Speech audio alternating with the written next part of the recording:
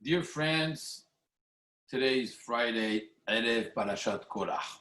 I would like to share with you a beautiful thought from the Rosh Yeshiva of Gateshead Yeshiva, Harav Gurvich.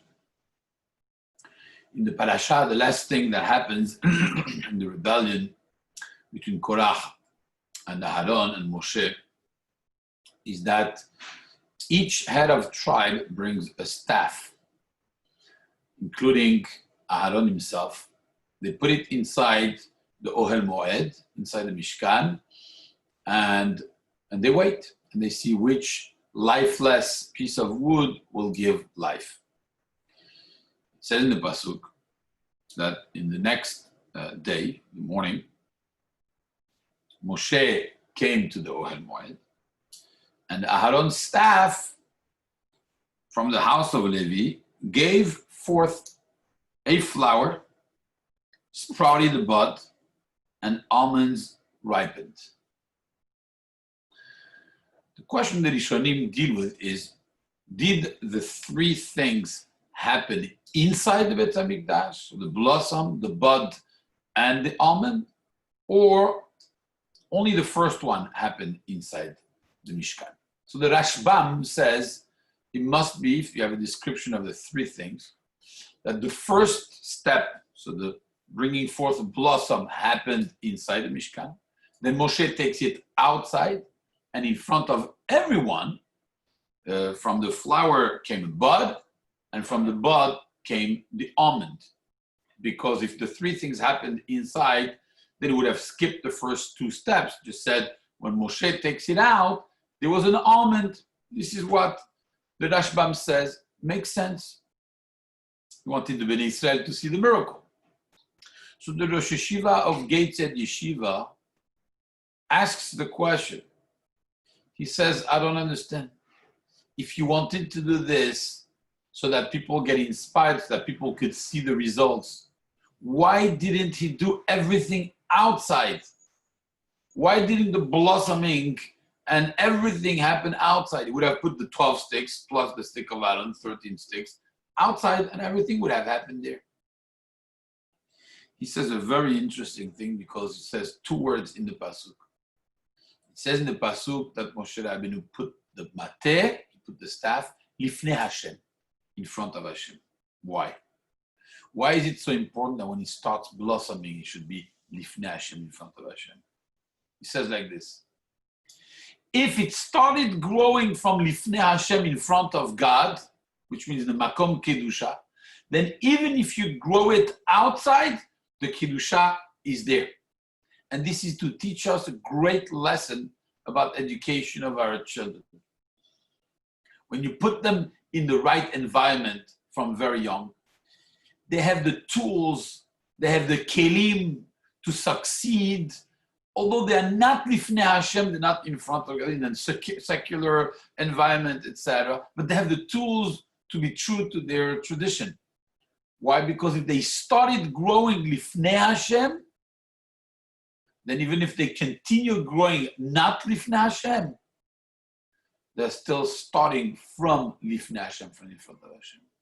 He brings a proof from a very interesting Gemara in Masechet Gittin. The Gemara in Masechet Gittin discusses the following case. We know that a tree or plant that was planted in Israel has several requirements regarding the tithing. You have to bring the terumah, the maaser sheni, maaser anis, raniers, etc. Now, all these tithing is only because it was planted in the land of Israel. The question of the Gemara is, what happens if you have a tree? Sometimes we see trees that grew like this. So imagine the roots are inside the land of Israel, but the whole tree is sticking out the outside of the land of Israel, which means that the fruits have grown outside the land of Israel, but the roots are inside the land of Israel.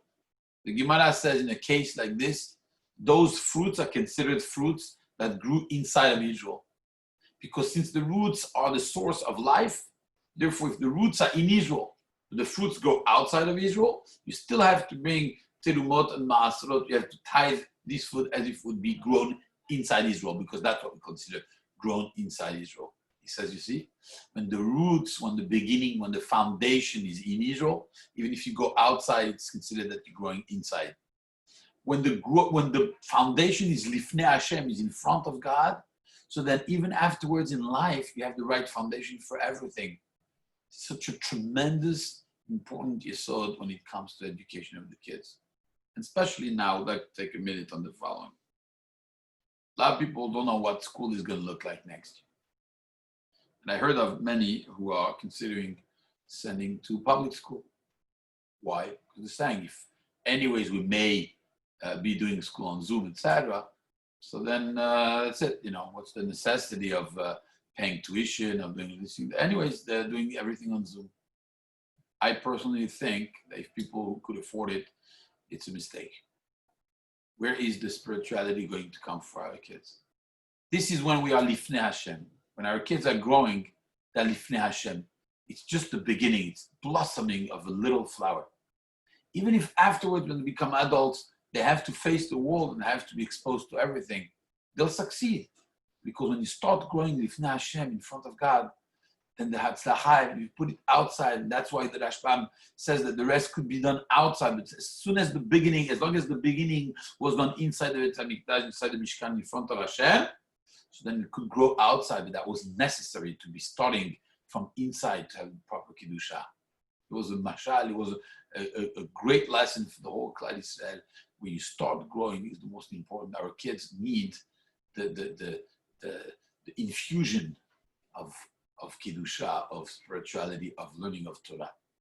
For somebody who could have the kids in Jewish school, even if it's limited and we don't know what's going to happen, but in the meantime, whatever we could do to have as much Torah and much Tefillah, as much Kedusha in their lives, this is what Lifnei Hashem, this will be the roots for the rest of their lives. And even if they have to grow fruits outside of Israel, as long as the roots are inside Israel, we consider it fruits inside of Israel. Shabbat Shalom.